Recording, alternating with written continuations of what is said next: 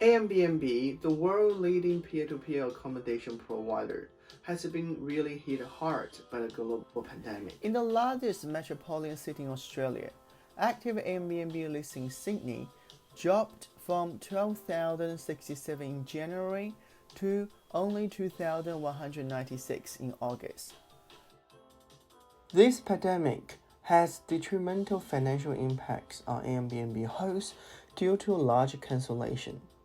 Increasing concerns over Airbnb workforce have been highlighted even before the pandemic over its safety, income stability, and employment protection. The COVID-19 pandemics have pushed these concerns even further. Many gig workers or freelancers, like Airbnb hosts, are not qualified to claim the government financial aid across the world. In Australia, Airbnb hosts are not part of the financial support package provided by the Australian federal government. In Australia, the federal government announced 130 billion JobKeeper payments, but Airbnb hosts are not qualified.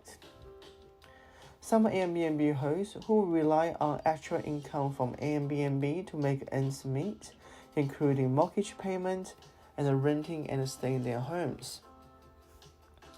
While Airbnb announced $250 million to globally support its hosts impacted by the pandemic, including cancellation, the policy only covered the nights booked on and before March 14, and only 25% of the total rental income can be claimed. While we have seen an impact globally on Airbnb hosts, many of them are not supported by hard evidence. In our research, using a novel income accounting frameworks, we calculate the income loss of Airbnb hosts in Sydney and examine Airbnb's long-term sustainabilities against United Nations Sustainable Development Goals. We gather the data from Inside Airbnb, an open source website on Airbnb listings, by using 4 key information to access the financial loss of Airbnb hosts, which include net number of review comments per month, price of Airbnb listings, minimum lines required, and last active comments. In Sydney, during this research, there are 2 waves, resulting in different impacts. In the first wave, with the increasing positive cases in Sydney and Australia's travel bans, Airbnb host income loss was about 10 million Australian dollar less and 64% lower in May than that in January. The inner city of the Greater Sydney has 80% decrease of Airbnb host income compared May to January 2020. This area used to have the most concentrated active air listings, as it only not have shopping centers, but also many popular tourist attractions, like Sydney Opera House, Sydney Harbour Bridge, and Chinatown.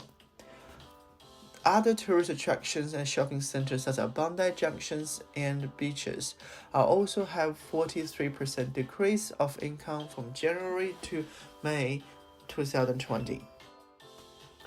Our findings further show that suburbs with high concentration of Chinese ethnic groups have also been hit hard. Hurstville, which is known as a Chinese concentrated suburb, has witnessed a 68% decrease in May compared to January. This could be a result of a decline in international students with associated friends and family when the Australian government issued a travel ban on travelers from China on 1st February 2020. In the second wave, Airbnb host income loss was about 4 million Australian dollar, and 72% lower in August than that in May. The inner city of the Greater Sydney has a further 68% decrease of host income compared to August to January. The tourist attractions in Bondi Junctions and beaches also have seen 85% decrease. By contrast, outer suburbs have seen a reverse growth income during the second wave. So, what we are suggesting based on our research? First, as our accounting framework enhances the transparency of Airbnb hosts' income, it may serve as a baseline for future tax accounting and reform. On the other hand, our research also informs policymakers to estimate income loss of gig workers in the tourism industries, adding empirical evidence in relation to possible adjustment of new JobKeeper and employment subsidies in Australia.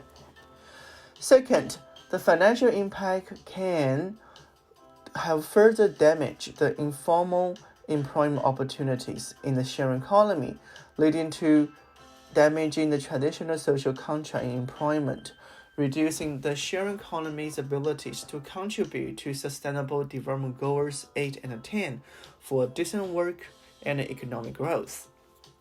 Third, with COVID-19 showing signs to be under control, our study shows that the Airbnb in regional areas is more resilient and recover quicker than inner cities. our research highlights that contribution to Sustainable Development Goal 8 in tourism is not about the creation of jobs, but also the quality of the employment. Our research calls for a reevaluation of existing framework of decent work standards by integrating the informal economy into the formal economy, while paying special attention to the distinctive nature of the sharing economy. If you would like to have more information, please read our article